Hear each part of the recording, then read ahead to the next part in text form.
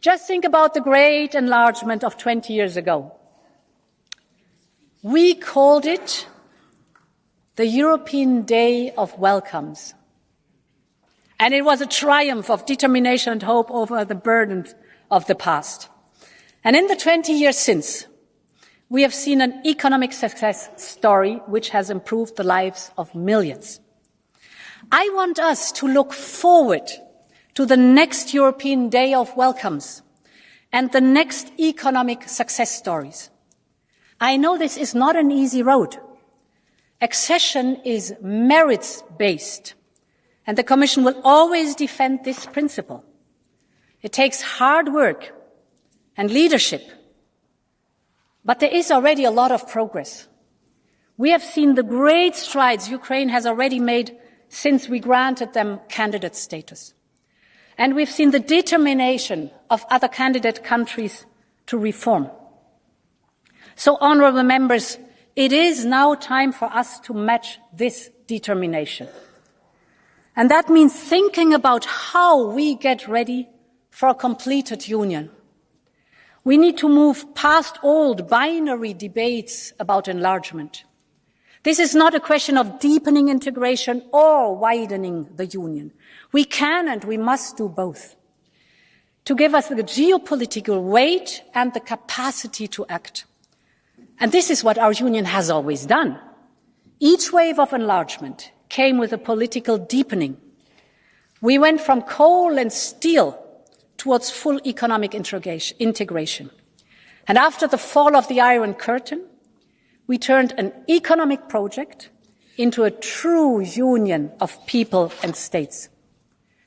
I believe that the next enlargement must also be a catalyst for progress. We have started to build a health union at 27, and I believe we can finish it at 30 plus. We have started to build a European Defence Union by 27. I'm convinced we can finish it at 30 plus. We have proven that we can be a geopolitical union and showed that we can move fast when we are united. And I believe that Team Europe also works at 30 plus. Honourable Member, I know this House believes the same. And the European Parliament has always been one of the main drivers of European integration. It has been so throughout the decades, and it is once again today. And I will always support this House and all of those who want to reform the European Union to make it work better for citizens. And yes, that means including through a European Convention and treaty change if and where it is needed.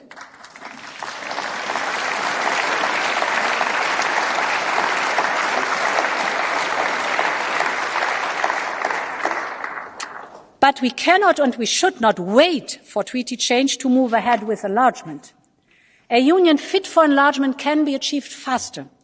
That means answering practical questions about how a union of over 30 countries will work in practice, and in particular about our capacity to act.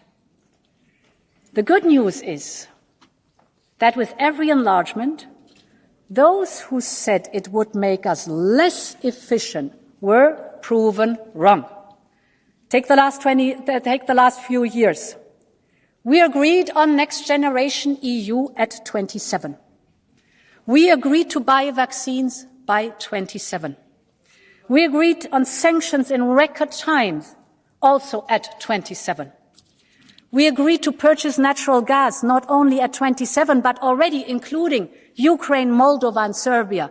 So it can be done. But we need to look closer at each policy and see how they could be affected by a larger union. And this is why the Commission will start working on a series of pre-enlargement policy reviews to see how each area might need to be adapted to a larger union. We will need to think about how our institutions would work, how the Parliament and the Commission would work. We need to discuss the future of our budget in terms of what it finances, how it finances it, and how it is financed. And we need to understand how to ensure credible security commitments in a world where deterrence matters more than ever. These are questions we must address today if we want to be ready for tomorrow. And the Commission will play its part. And this is why we will put forward our ideas to the leaders' discussion under the Belgian presidency. We will be driven by the belief that completing our union is the best investment in peace, security and prosperity for our continent. So, it is time for Europe to once again think big and write our own destiny.